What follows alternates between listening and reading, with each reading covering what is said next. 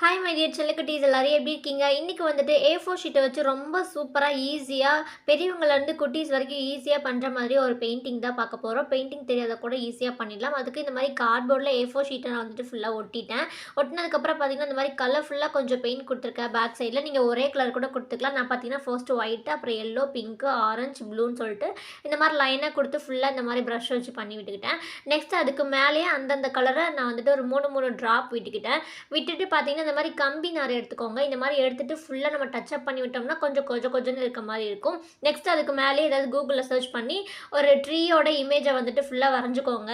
அதாவது பார்த்தீங்கன்னா கிளைகள் இருக்க மாதிரி மட்டும் வரையணும். நம்ம இலை வந்துட்டு வரையக்கூடாது. நம்ம வந்துட்டு ஃபுல்லாக பூக்கள் இருக்க மாதிரி பண்ண போகிறோம். அதுக்கு இந்த மாதிரி பட்ஸை ஃபுல்லாக பேன் போட்டு அதுக்கு மேலே ஃபுல்லாக 2 கலர் பிங்க்கும் ஒயிட்டுன்னு சொல்லிட்டு மேலே ஃபுல்லாக பண்ணிவிட்டு கொஞ்சம் அங்கங்கே கல் தெரிகிற மாதிரி பண்ணிவிட்டா க்யூட்டான பெயிண்டிங் ரெடி ஆகிடுச்சு. லாஸ்ட் வீடியோ லிங்க் கீழே கண்டிப்பாக செக் பண்ணி பாருங்கள். இந்த வீடியோ பிடிச்சிருந்தா லைக் பண்ணுங்கள். பாய்.